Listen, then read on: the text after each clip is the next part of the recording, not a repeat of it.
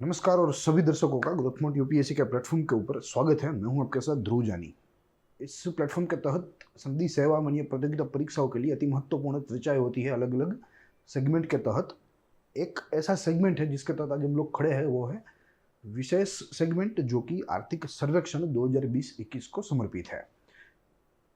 प्रत्येक उपाख्यान में प्रत्येक चैप्टर के बारे में यानी कि अध्याय के बारे में यहाँ हम चर्चा करते हैं और आज का जो यह लेक्चर है वो लास्ट सेकंड रहेगा यह पूरी विशेष श्रृंखला का, क्योंकि दो खंडों में हमारा जो पूरा आर्थिक सर्वेक्षण है वो विभाजित है और दोनों में 10-10 अध्याय है। तो हम आज 19वें उपाख्यान में खड़े हैं और खंड 2 का जो चैप्टर 9 है जो कि सेवा क्षेत्र यानी कि सर्विसेज को समर्पित है उसको देखने का प्रयास करेंगे। सर्विस सेक्टर बहुत ही महत्वपूर्ण सेक्टर है और विश्व की किसी भी इकोनॉमी किसी भी अर्थतंत्र का एक तीसरा महत्वपूर्ण अंग है, क्योंकि जैसे हम ब्रॉड क्लासिफिकेशन जानते हैं जो सेक्टर्स होते हैं इकोनॉमी के उनके, जिनमें एग्रीकल्चरल सेक्टर यानी कि प्राइमरी, सेकेंडरी और मैन्युफैक्चरिंग कह सकते हैं और आखिरी रहता है सर्विस या टर्शियरी। तो यहाँ सर्विस सेक्टर के ऊपर बात करनी है, भारत का क्या हाल है इस पूरे सेक्टर में वो देखना है।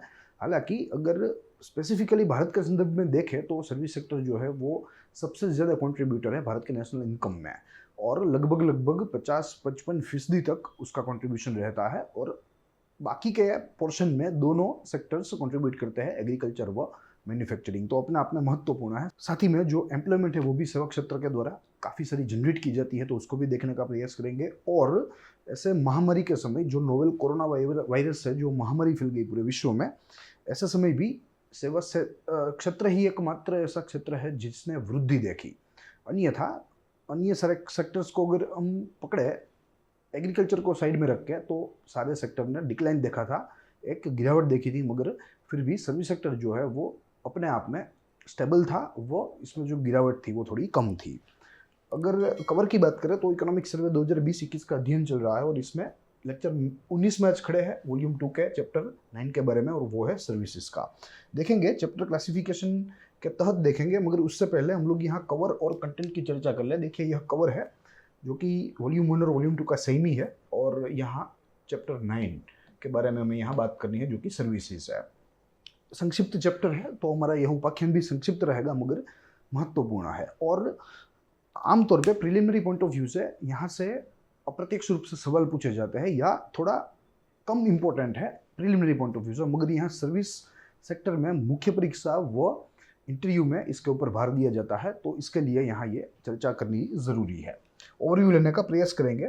देखिए यह चैप्टर क्लासिफिकेशन है, it is broadly divided into 3 different parts. The first one is performance, second one is सब सेक्टर वाइज परफॉर्मेंस यानी कि जो सर्विस सेक्टर है उसके क्या अपने बड़े बड़े सब सेक्टर्स है, और आखिरी में स्पेस सेक्टर को हम लोग अलग से देखने का प्रयास करेंगे। परफॉर्मेंस की बात करें तो we are going through this indices, namely contribution in GVA यानी कि national income, service sector share at state and union territory level यानी कि प्रति राज्य वो प्रति केंद्र शासित प्रदेश में सर्विसेज का क्या हाल है और उनका क्या शेयर है उस राज्य के नेशनल इनकम में, उस राज्य की जीवीए में यानी कि ग्रॉस वैल्यू एडिशन में। फिर सर्विस पीएमआई यानी कि परचेजिंग मैनेजर्स इंडेक्स। देखिए सर्विस सेक्टर का परफॉर्मेंस जानने के लिए यह एक प्रकार का इंडेक्स है जो कि आमतौर पे प्रतिवर्ष सार्वजनिक किया जाता है, तो इसको भी देखेंगे। FDO inflow in service sector उसको भी देखने का प्रयास करेंगे and trade in service sector, तो वो भी परिदृश्य देखेंगे। सब सेक्टर की बात करें तो there are 3 broad sectors, the one is tourism and the other one is ITBPM and the one is unicorn. देखिए यहाँ आईटीबीपीएम जो है उसका फुल फॉर्म होता है information technology business profession management, ठीक है, जो आमतौर पे आउटसोर्सिंग वगैरह कामों के लिए जो है इसे जाना जाता है और ऐसी सारी चीज़ें इस पर्टिकुलर हेड के तहत फॉल होती है। फिर स्पेस सेक्टर है, इसमें देखेंगे कि आज क्या परिस्थिति है, जो ट्रेंड आज बदल रहा है, जो स्वभाव बदल रहा है इस पर्टिकुलर सेक्टर का, वो क्यों बदल रहा है और कैसे बदल रहा है, एंड आगे की राह भी हम लोग देखने का प्रयास करेंगे। So this is the plan of our chapter. अब एक के बाद एक मुद्दा देखेंगे। सबसे प्रथम शुरू करेंगे परफॉर्मेंस से, जिनमें पहला इंडेक्स हमें देखना है कंट्रीब्यूशन इन इंडियाज जीवीए। देखिए यहाँ काफ़ी सारे आंकड़े दिए गए, काफ़ी सारी चीज़ें दी गई है, मगर हम लोग इनमें से चुनिंदा चीज़ों पर फोकस करेंगे ताकि एक आइडिया बना सके। अगर सारे आंकड़े हमने ध्यान में लिए, अगर हमने कंसिडर किए, तो हो सकता है कि it can create a problem और कन्फ्यूजन। तो यहाँ हम लोग कुछ चुनिंदा चीज़ों को देखेंगे। देखिए यहाँ टोटल सर्विसेज का जो शेयर है इन जीवीए कितना है, आप 2020-21 का देख लीजिए, 54.3%, यानी कि it's a major contributing sector in national income of India. फिर अगर डिफरेंस देखना है हमें, तो हम लोग यहाँ देख सकते हैं 2020-21 में आप देख सकते हैं कि यह -15.9% रहा।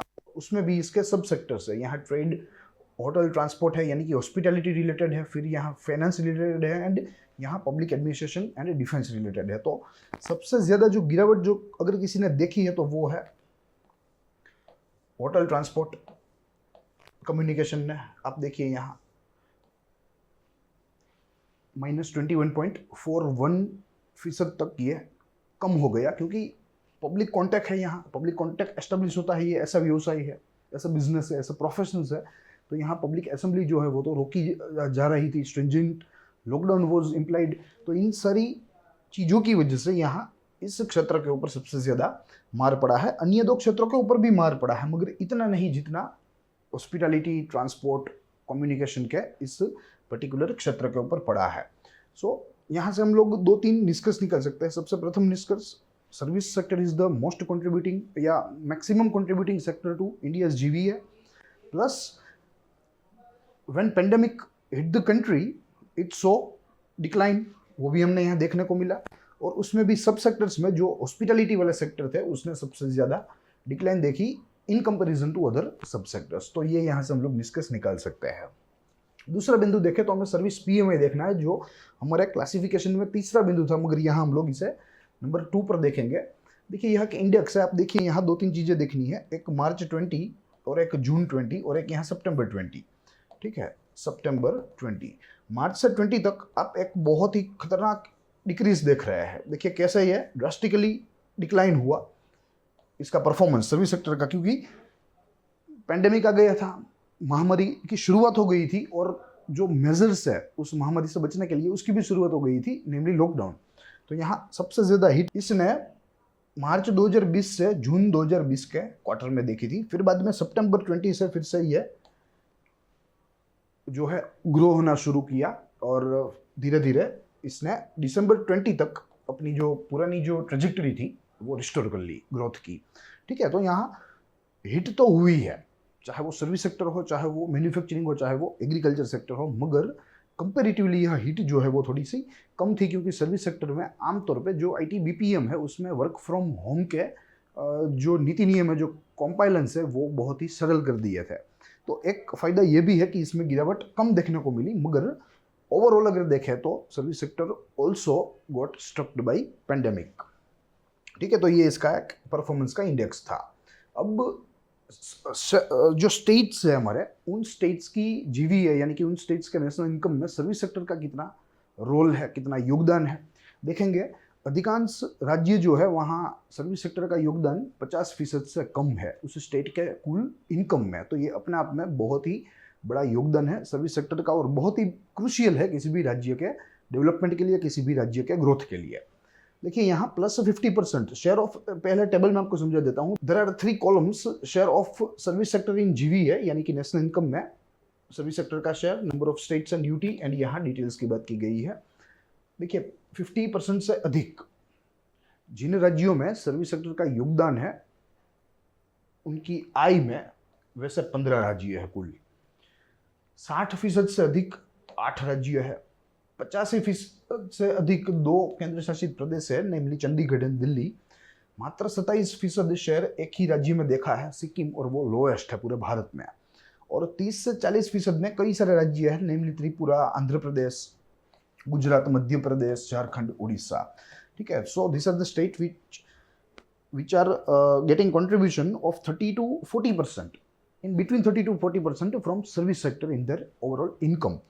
आप यहाँ देख सकते हैं +50 वाले 15 स्टेट्स, +60% के शेयर वाले 8 स्टेट्स। तो यहाँ इन राज्यों में ज़्यादा जो है सर्विस का कंट्रीब्यूशन हो रहा है, हम लोग ऐसा निष्कर्ष निकाल सकते हैं। साथ ही में अगर ये 30-40% वाले स्टेट्स की बात करें तो they actually have very low contribution of service sector, but the growth which they have seen is far more huge. यानी कि जो वृद्धि वे लोग देख रहे हैं वो बहुत ही ज्यादा है। तो होना हो 2-3 वर्ष में यहाँ से कुछ राज्य निकल कर यहाँ 50% में चले जाए, 60% में चले जाए, ठीक है, और आगे चलकर वो 85+ के क्लब में भी जा सकते हैं। तो यहाँ कहने का तात्पर्य यह है कि जो सर्विस सेक्टर है उसमें इनॉर्मस पोटेंशियल है और इनॉर्मस पॉसिबिलिटी रही है।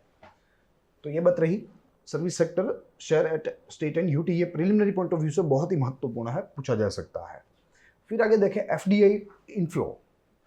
काफ़ी सारे सेक्टर्स की बात की और प्रति सेक्टर में हमने एफडीआई इनफ्लो देखा, परिस्थिति देखी। अब बारी है सर्विस सेक्टर की, तो इसमें भी हम लोग एफडीआई इनफ्लो की बात करेंगे। अगर ग्लोबल रैंक की बात करें FDI inflow in service sector में, तो 2018 में we were 12th and in 2019 we increase our performance and we ranked 9। Overall growth in Indian FDI August to September में अमिड पैंडेमिक 17% का ग्रोथ देखने को मिला एफडीआई इनफ्लोज में।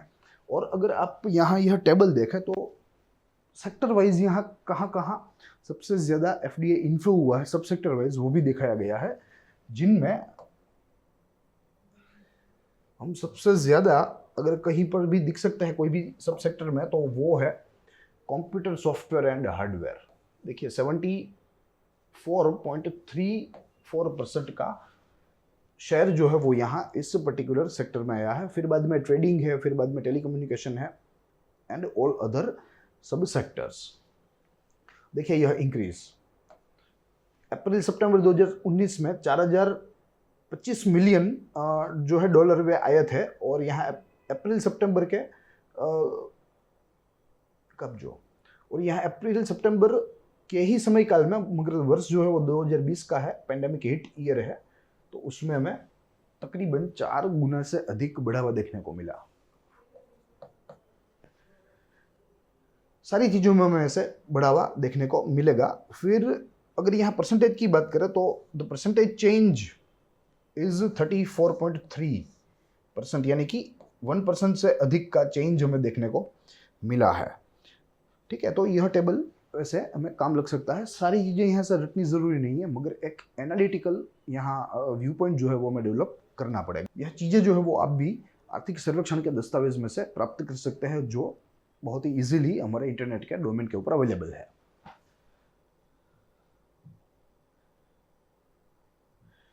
तो ये बात रही एफडीआई फ्लो की। आगे देखें तो ट्रेडिंग सर्विस सेक्टर, तो हमें ग्लोबल सिनेरियो देखना है कि आज ट्रेडिंग सर्विसेज में या सर्विस ट्रेडिंग में क्या परिस्थिति है। According to WTO service trade activity index, ये सर्विस ट्रेड का परफॉर्मेंस जो है वो नापती एक प्रणाली है जो कि डब्ल्यूटीओ के द्वारा विकसित की गई है। Q2 की बात करें तो there was a decrease by 4%, यानी कि बहुत ही मंद डिक्रीज था इनिशियल डेज ऑफ पेंडेमिक। मगर जैसे जैसे पेंडेमिक लंबा होता गया, जैसे जैसे कोरोना की जो उसका जो अटैक है, उसकी जो ताकत है वो बढ़ती गई, वैसे वैसे यहाँ परिस्थिति और कमज़ोर होती गई। जब तक Q2 हुआ तब तक इस सेक्टर ने तकरीबन 30% से अधिक की गिरावट देख ली थी। ठीक है, तो ये परिस्थिति है आज ट्रेडिंग सर्विस सेक्टर में। ऑन द अदर साइड अगर एक्सपोर्ट इंपोर्ट्स की बात करें तो यहाँ सारी चीज़ों में गिरावट ही देखने को मिली है। ओवरऑल में ये बात याद रखनी है, सारी चीज़ों में गिरावट देखने को मिली है, क्योंकि ये वर्ष जो था वो सामान्य वर्ष नहीं था, मगर अपने आप में एक आपातकालीन वर्ष था और बहुत ही जो है संकट समय वाला काल था। तो ये बात है यहाँ ट्रेडिंग सर्विस सेक्टर की। फिर आगे देखें तो अब हमें सब सेक्टर परफॉर्मेंस देखना है, जिनमें सबसे प्रथम हमारे सामने है टूरिज्म। हमें मालूम है कि टूरिज्म तो सबसे ज़्यादा इससे प्रभावित रहा है, तो यहाँ देखना है कि वो प्रभाव जो था वो कौन सा था। अगर टूरिज्म सेक्टर को समझना है तो सबसे प्रथम हमें समझना पड़ेगा कि भारत के जीडीपी में इसका कंट्रीब्यूशन तकरीबन 5% है। तो ये बहुत ही पोटेंशियल सब सेक्टर है सर्विस सेक्टर का। एम्प्लॉयमेंट कंट्रीब्यूशन देखें तो 13% टोटल एम्प्लॉयमेंट की मात्र और मात्र टूरिज्म से जनरेट होती है, तो यहाँ भी इसका योगदान अच्छा है। टूरिज्म फॉरेक्स अर्निंग में इंडिया का रैंक ग्लोबली 12th है, और अगर एशिया पैसिफिक रीजन की बात करें तो we rank 7th। Plus India जो share in global tourism forex earnings, yes, जो लाखों करोड़ों लोग एक जगह से दूसरी जगह जाते हैं किसी भी जो है हेतु से, चाहे वो हॉलीडे हेतु हो, चाहे वो कामकाज का हो, चाहे वो अपना देश हो, तो इस हेराफेरी से जो फंड जनरेट होता है टोटल वर्ल्ड का, उसमें से 2% उसका जो वॉल्यूम है वो भारत का है। ठीक है, तो यह सारी चीज़ें जो है वो हमें प्रिलिमिनरी पॉइंट ऑफ व्यू से मालूम होनी चाहिए, और मेंस के आंसर लिखने के लिए भी यह ऐसी माहितियाँ, basic fundamentals, facts and figures हमें मालूम होना चाहिए, इसका आइडिया होना चाहिए। यहाँ एक और टेबल दिया गया है जिसको ओवरऑल स्टडी करना हमारे लिए महत्वपूर्ण नहीं है, मगर कुछ एक चीज़ें है हम लोग यहाँ से देख सकते हैं, जैसे foreign tourist traveller to India, Indian tourist arrivals, international tourist arrivals in India, I am sorry, फिर बाद में India share in world's international tourist arrivals, rank in world's international tourist arrivals. देखिए 2015 में 24वां रैंक था, आज हमारा 23वां रैंक है। ठीक है, तो ऐसी कुछ चीज़ें हम लोग यहाँ से देख सकते हैं। अगेन ये सारी चीज़ें याद रखने की ज़रूरत नहीं है, ओनली आइडिया लेना है, इसको ऑब्जर्व करके एक एनालिसिस करना है। फिर आगे देखें तो there are top 10 countries in term of foreign tourist arrivals.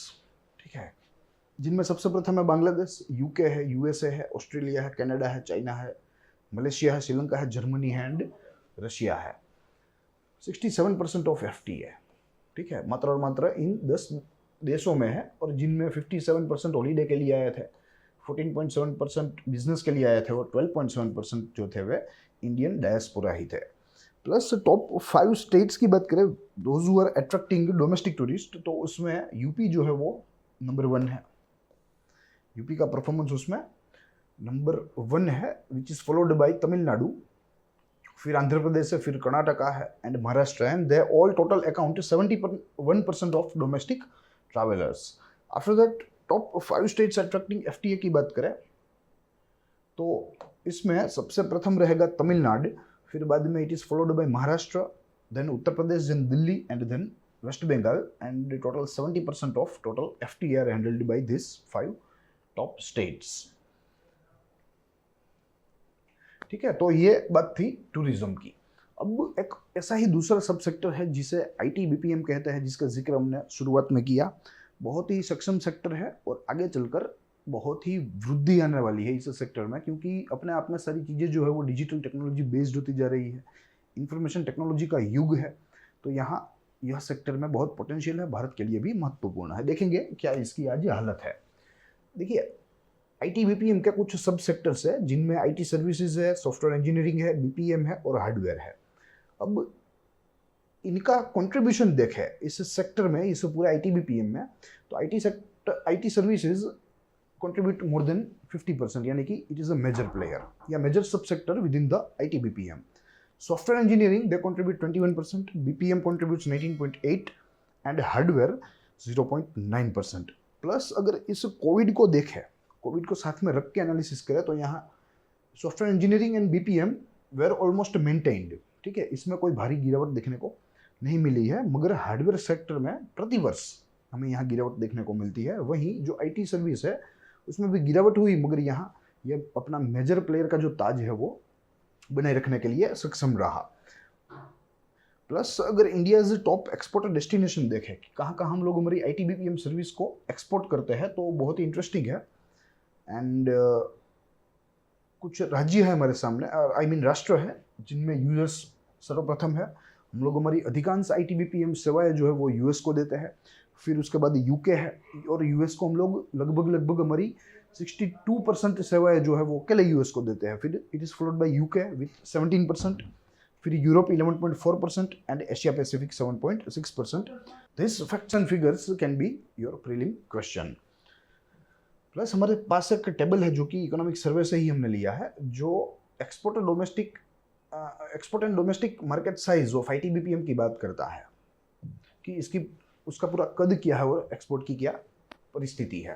देखिए 84% ऑफ आईटी बीपीएम है टोटल पूरे सर्विस सेक्टर में, और इसमें 54% जो है वो मात्र आईटी से आता है और 46% जो आता है वो बीपीएम से आता है, प्लस इंजीनियरिंग एक्टिविटीज से आता है। यहाँ हमारे पास एक टेबल है जिनमें 2 वर्ष का हमें एक चितार देखना है। देखिए यह डोमेस्टिक है, यहाँ टोटल है, यह एक्सपोर्ट्स है। ठीक है, तो आप देखें तो जो गिरावट देखने को मिली है, ओवरऑल गिरावट, वो मात्र और मात्र डोमेस्टिक में ही देखने को मिली है। ठीक है, नहीं कि एक्सपोर्ट्स में, क्योंकि एक्सपोर्ट्स आप यह 3 वर्ष का देखिए, दे आर ऑलमोस्ट स्टेबल, 7.8, 8.3, 8.1। वहीं अगर आप डोमेस्टिक में देखें तो इन 17-18 it was 10.7, I mean 10.4%, and it drastically declined to -0.3 in 2018-19, and in 2019-20 it again regained to 6.6%। तो यहाँ सबसे ज्यादा जो गिरावट देखने को मिली है वो ड्यू टू डोमेस्टिक डिमांड है। Exports were not harmed as much as demand was harmed, तो डोमेस्टिक डिमांड वाज हार्म्ड। तो यहाँ से हमें ये एक एनालिसिस ध्यान में रखना चाहिए, याद रखने की चीज है। फिर आगे देखें तो हमें यूनिकॉर्न्स, ठीक है, काफी चर्चित शब्द है और कोविड समय में इसकी भरपूर चर्चा हुई है, और ये इसलिए हुई है क्योंकि कोविड के समय भारत में कई सारे यूनिकॉर्न्स जो है वो उभर के सामने आए। देखेंगे ये क्या होते हैं और किस क्षेत्र के साथ जुड़े हुए होते हैं। Tech startups, they are technological based startups, but they are big shots, यानी कि उनका जो इन्वेस्टमेंट है वो तकरीबन $1 बिलियन से अधिक है। Investment with more than $1 billion, उसे यूनिकॉर्न्स कहते हैं। ठीक है, भारत में भी कई सारे हैं, मगर सबसे ज्यादा जो है वो आज यूएस में है। देखिए, नंबर ऑफ यूनिकॉर्न्स की बात करें तो US ranks first with total number of unicorns, total number of 243 unicorns. फिर बाद में it is followed by China with 227 unicorns, and India remains at the last of the list with only 38 unicorns, and out of the 38, 10 or 12 were emerged in the COVID era या in the COVID year, यानी कि 2020 में। फिर limitation की बात करें कि क्यों भारत में इतना आंकड़ा नहीं है, क्यों भारत में अमेरिका और चाइना का जितना यूनिकॉर्न्स नहीं है, तो there are some constraints which are identified here.